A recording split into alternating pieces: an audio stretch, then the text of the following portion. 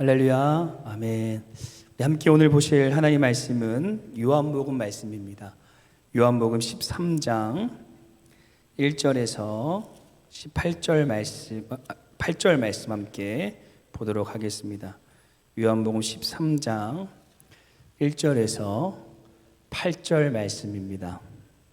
신약성경 우리 170페이지에 있습니다. 요한복음 13장 1절에서 8절 말씀 우리 한 목소리로 읽도록 하겠습니다. 유월절 전에 예수께서 자기가 세상을 떠나 아버지께로 돌아가실 때가 이른 줄 아시고 세상에 있는 자기 사람들을 사랑하시되 끝까지 사랑하시니라. 마귀가 벌써 시몬의 아들 가룟 유다의 마음에 예수를 팔려는 생각을 넣었더라.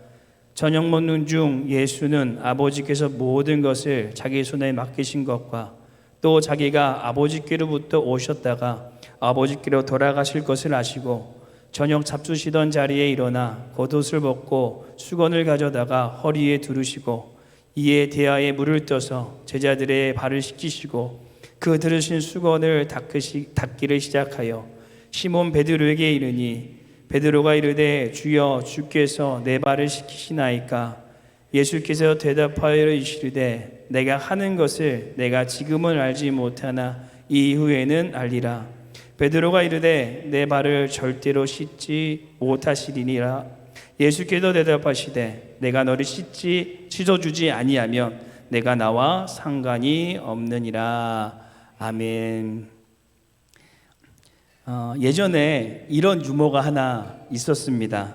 한동안 아파트의 이름을 어렵게 지었다라고 합니다.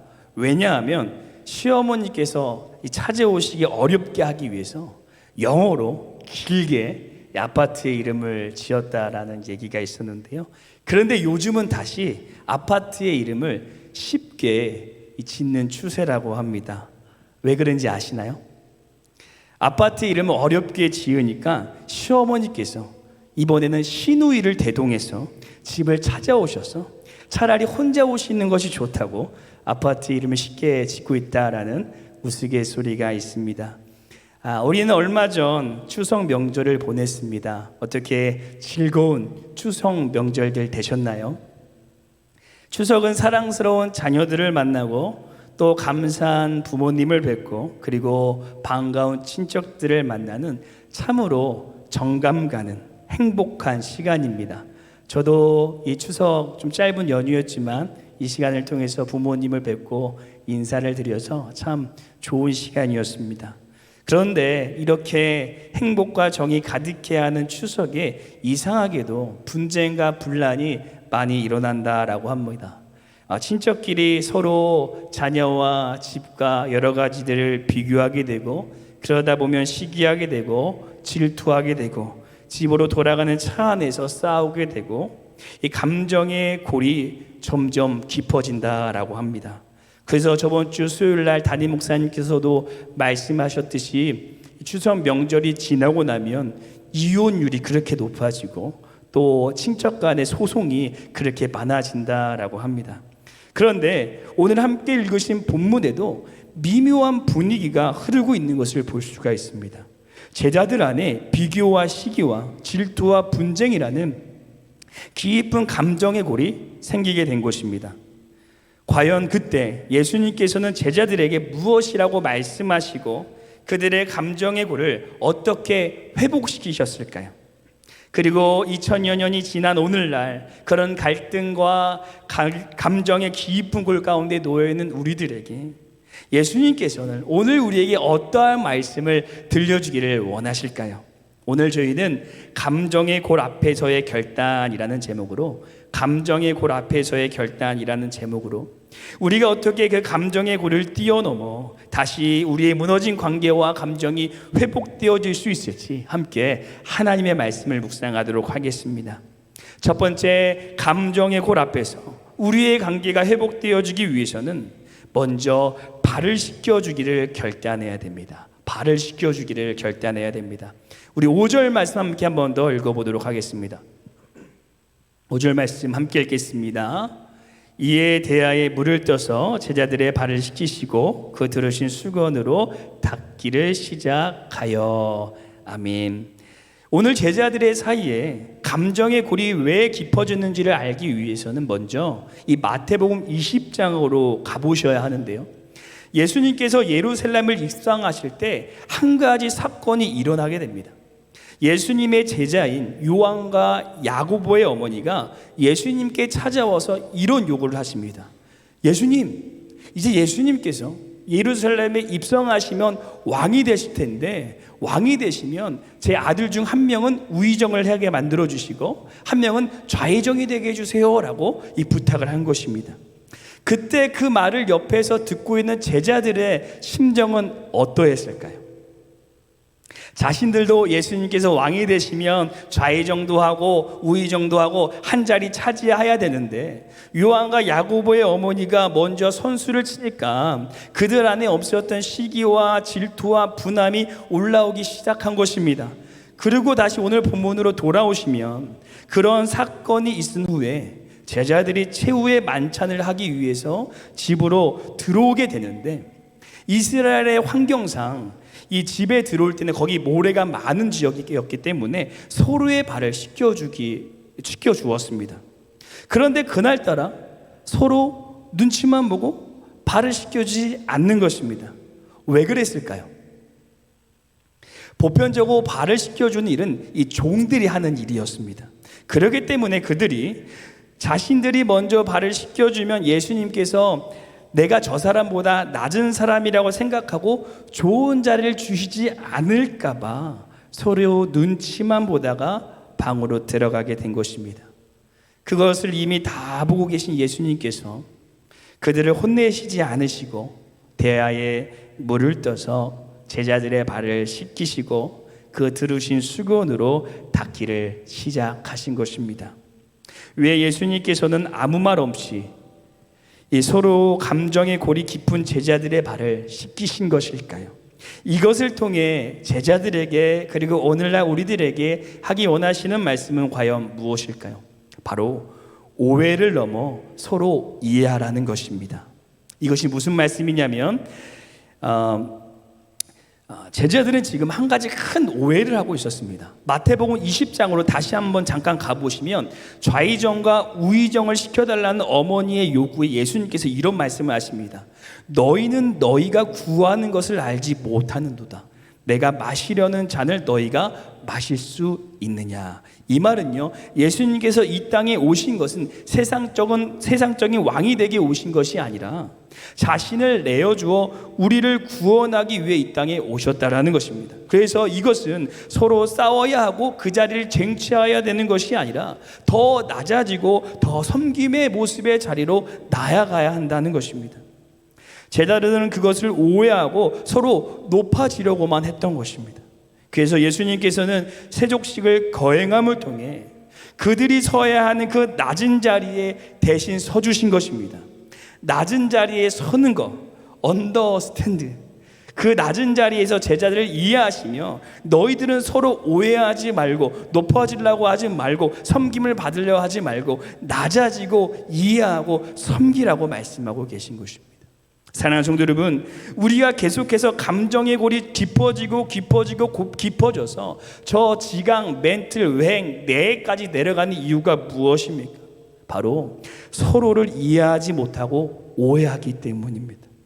하지만 내가 저 사람의 자리에 서서 낮은 자세로 그 사람이 그럴 수도 있지, 어떤 어려움이 있었겠지, 남모를 마음의 상처가 있었겠지, 그동안 참 힘든 일이 많았겠지라고 그 사람을 이해해 준다면 우리의 감정의 골은 깊어지지 않게 될 것입니다. 여러분, 우리의 감정의 골을 이해로 메꿀 수 있기를 소원합니다. 그 감정의 골이 깊어질수록 이해의 마음을 더 많이 부어주시기를 바랍니다.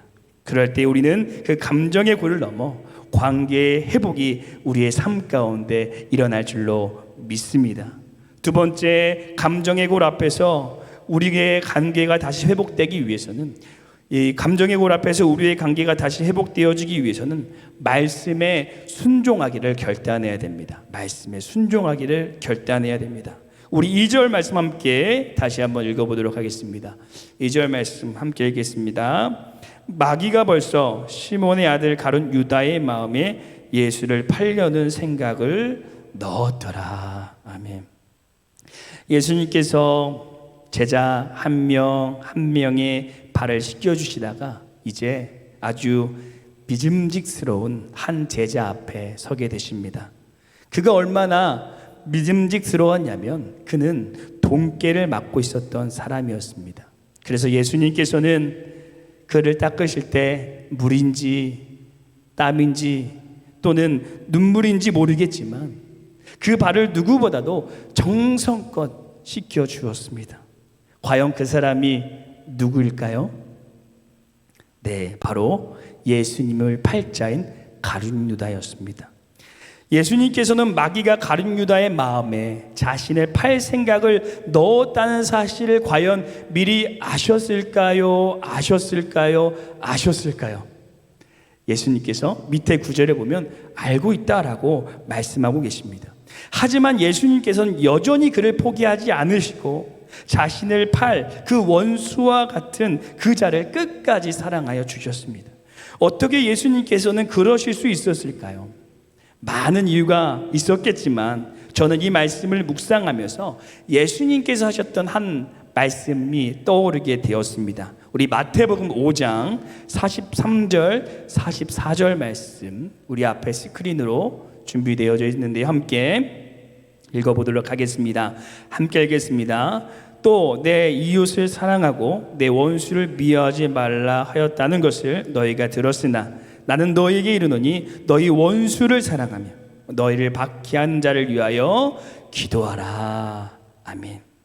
예수님께서는 원수를 사랑하라고 하시고 정말 그 말씀대로 행하시면서 우리들에게 그 말씀을 지키시는 본을 보여주고 계신 것입니다. 하지만 이 말씀을 지킨다는 게 참 쉽지는 않습니다. 이 김창욱 교수님의 이 강연을 보면 인간의 인격을 세 부분으로 나눌 수 있다라고 이야기를 합니다. 하나는 감정이고 하나는 지식이고 하나는 의지입니다. 그런데 사람들이 대부분 이 지식과 의지보다 감정이 자신의 인격이라고 생각해서 자신의 감정대로 행하게 되고 그것을 자신이라고 말합니다.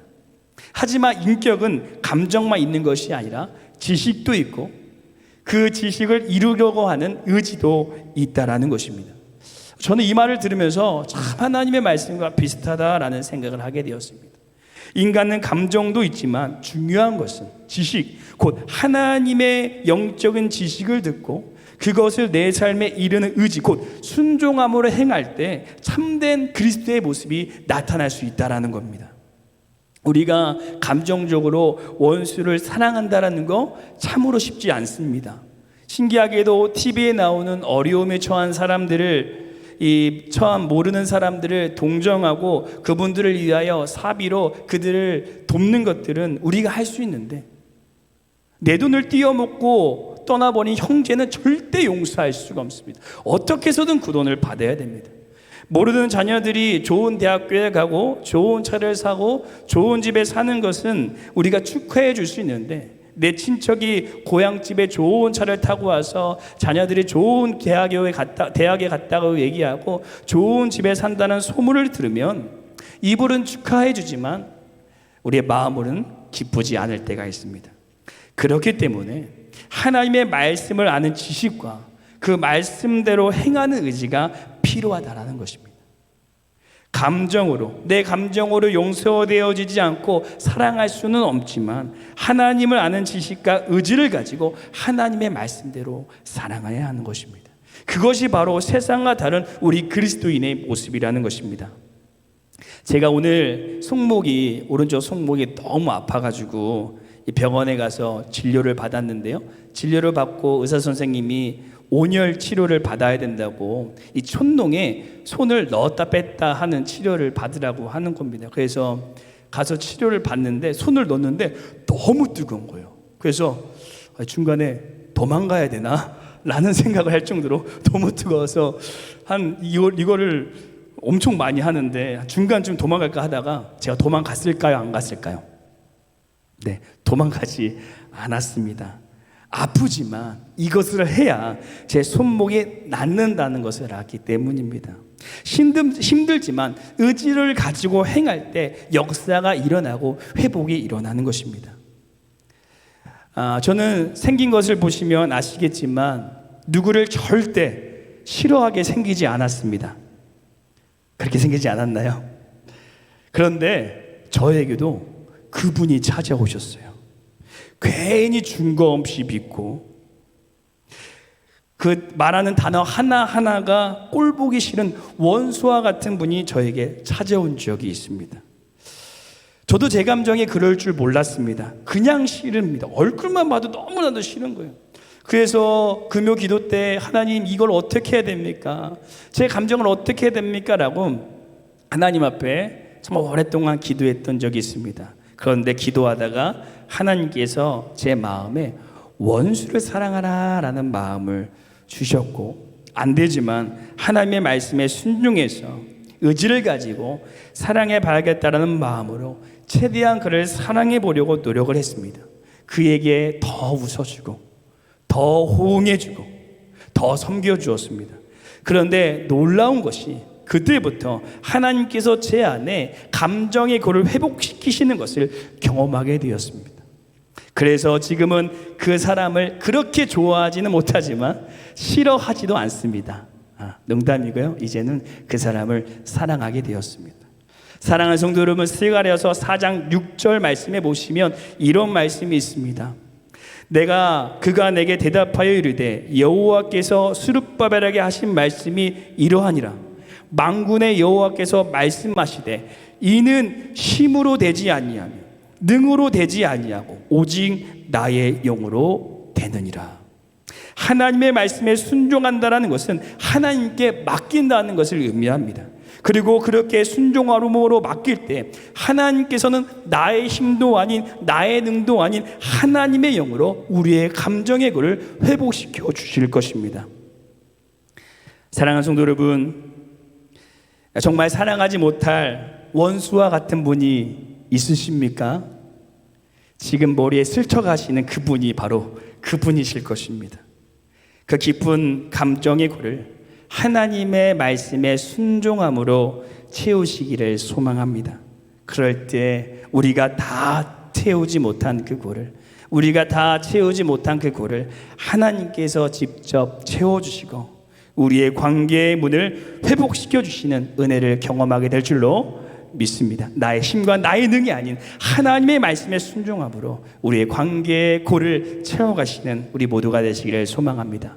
마지막 세 번째, 감정의 골 앞에서 우리의 관계가 다시 회복되어지기 위해서는 죽어지기를 결단해야 됩니다. 죽어지기를 결단해야 됩니다.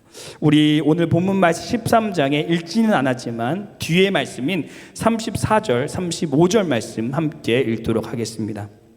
우리 13장 34절, 35절 말씀 함께 읽겠습니다. 새 계명을 너에게 주노니 서로 사랑하라. 내가 너희를 사랑한 것 같이 너희도 서로 사랑하라. 너희가 서로 사랑하면 이로써 모든 사람이 너희가 내 제자인 줄 알리라. 아멘.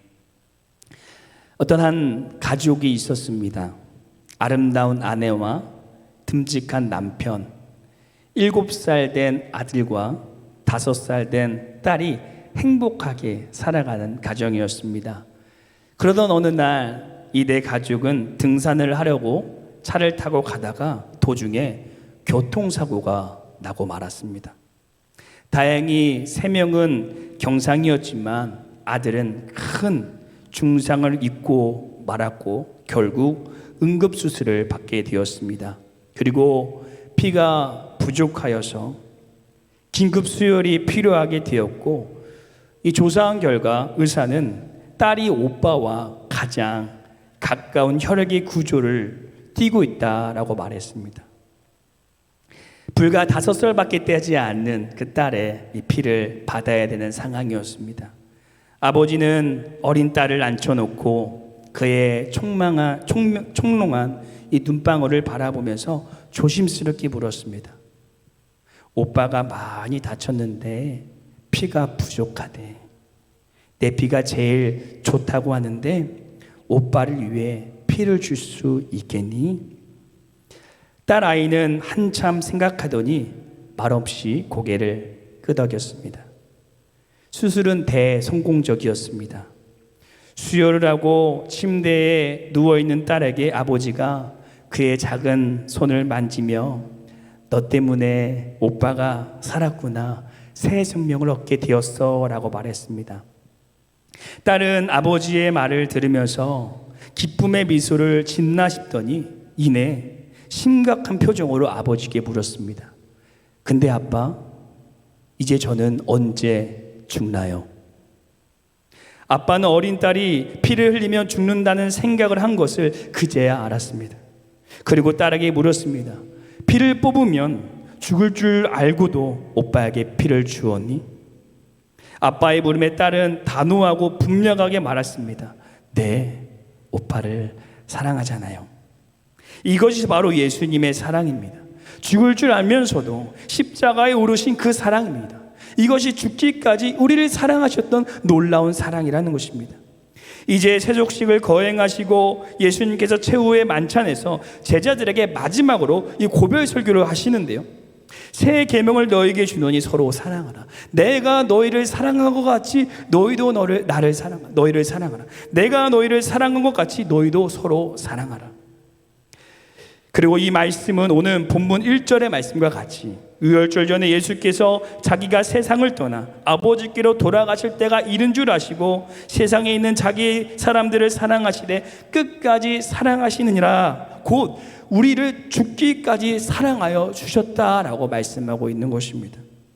그리고 예수님의 그 죽으심으로 인해 하나님과 우리의 건널 수 없는 깊은 골이 메어졌고 하나님과의 관계가 다시 회복되어졌습니다. 관계 회복의 가장 중요한 것은 바로 내가 죽어지는 것, 내가 희생하라는 것입니다. 그렇다면 우리가 죽어진다는 것, 죽기까지 사랑한다는 것은 과연 어떤 것일까요? 한 청년이 내가 그리스도와 함께 십자가에 못 박혀 죽는 것이 무엇인지 궁금해서 목사님을 찾아와 여쭤봤습니다. 그러자 목사님께서 다른 말씀은 안 하시고 무덤에 가보라고 하시면서 그곳에서 평소에 화가 나고 짜증났던 것들을 욕하면서 침도 뱉고 발길도 하고 화를 다 풀고 오라고 말씀하시는 것입니다.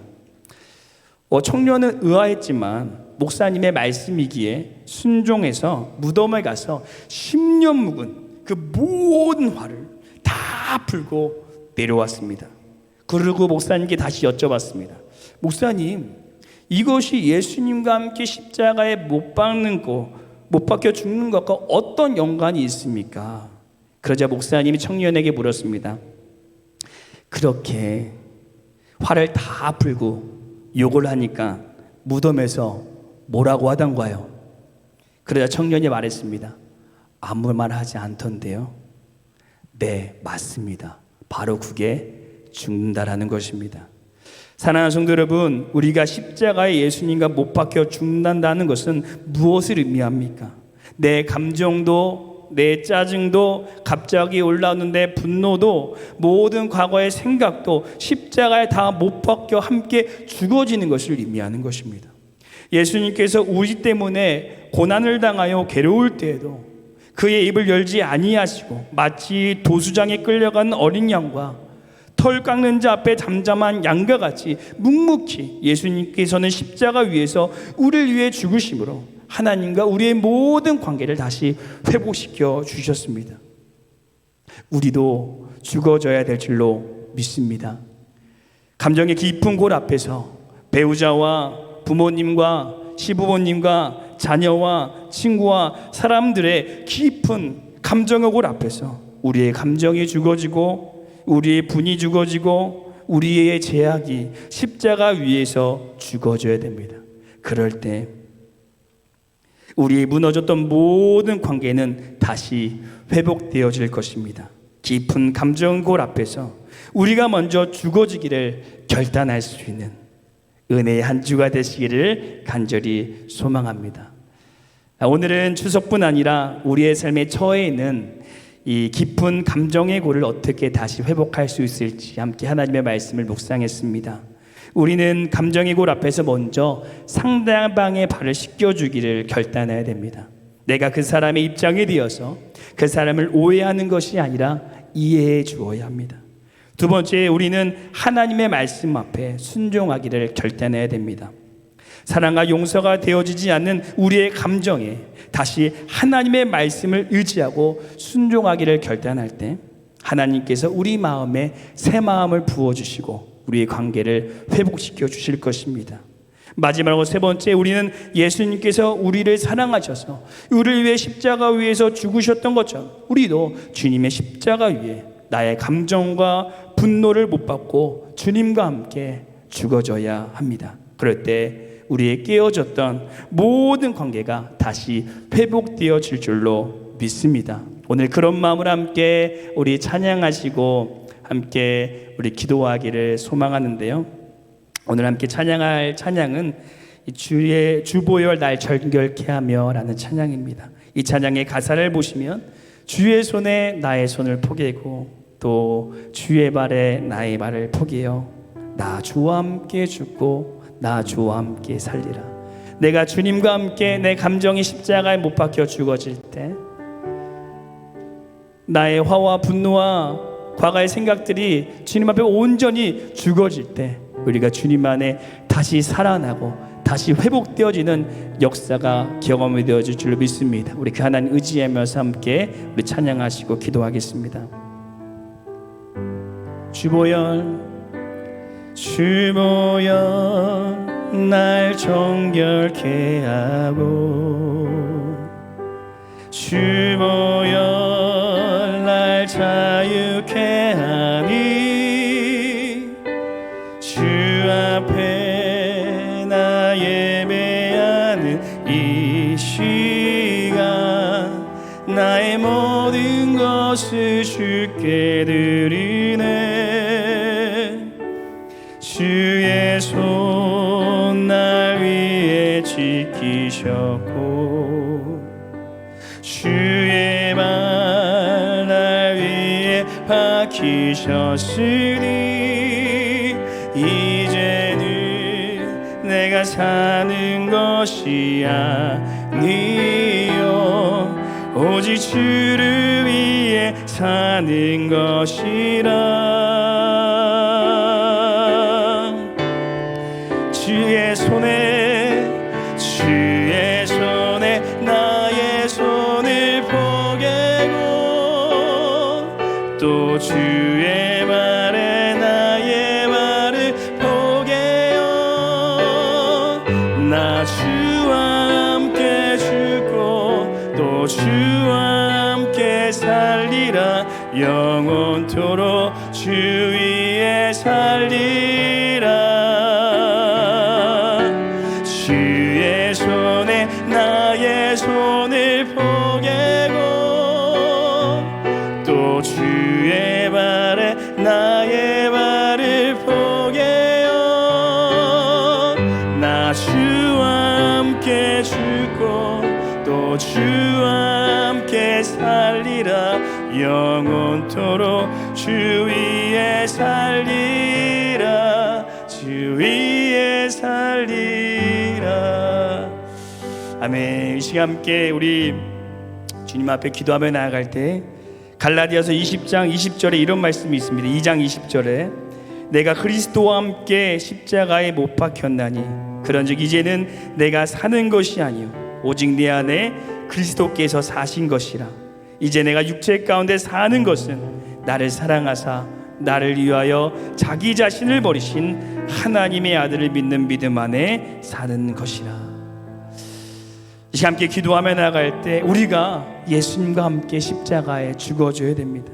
우리의 감정과 욕심과 모든 제약이 예수님의 십자가 위에서 못 박혀져야 됩니다. 하나님, 우리 모든 것을 주님 앞에 못 박게 하여 주옵시고 하나님, 오직 주님의 믿는 믿음 안에, 그 사랑 안에 살아갈 수 있는 우리의 삶이 되게 하여 주시옵소서. 나의 감정으로 되지 않는 것, 하나님 말씀 묻지하며 하나님 말씀 붙들며 믿음으로 우리가 더욱 사랑하며 그 주님의 사랑으로 그 사랑을 품으며 나아갈 수 있는 우리의 믿음의 삶이 되게 하여 주시옵소서. 우리의 연약한 마음 가운데 다시 하나님의 사랑을 부어주셔서 그 사랑으로 살아갈 수 있는 우리 모두가 되게 해달라고, 함께 이 시간 우리 주님의 사랑을 의지하며 우리 기도하며 나아가도록 하겠습니다. 함께 기도합니다.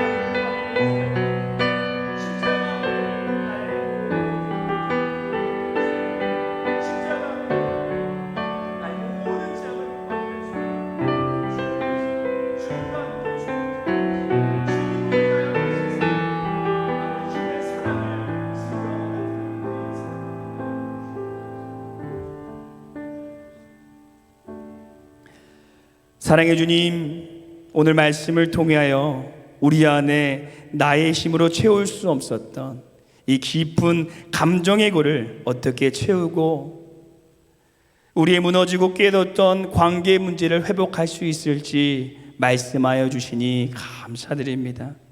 오늘 우리에게 주신 말씀을 기억하며 내가 먼저 그를 이해하고 그의 발을 씻기게 하여 주시며 말씀에 순종하고 우리 자신을 십자가에 주님과 함께 못 박음을 통해 우리가 깨어졌던 모두의 관계의 문제들이 주님 안에 다시 회복되어지는 은혜의 삶이 되게 하여 주시옵소서. 주님, 이 결단이 참으로 쉽지는 않습니다. 하지만 성령님 매 순간 우리의 연약한 심령 가운데 자정하여 주시고 주관하여 주셔서 사랑할 용기를 또 힘을 더하여 주셔서 주님의 사랑으로 사랑하며 이해하며 용서할 수 있는 우리의 삶이 되게 하여 주시옵소서. 지금은 우리를 죽기까지 사랑하신 예수님의 은혜와 우리에게 사랑의 질을 깨닫게 하여 주신 하나님의 무한한 사랑과 우리에게 이길 의지를 주시는 성령 하나님의 감화감동 교통하심이 오늘 이 시간 우리의 모든 갈등의 골을 하나님의 것으로 메우기를 결단하는 우리 모든 성도님들의 머리 위에, 가정과 직장과 삶의 터전 위에 영원토록 함께 하시기를 축원하옵나이다. 아멘.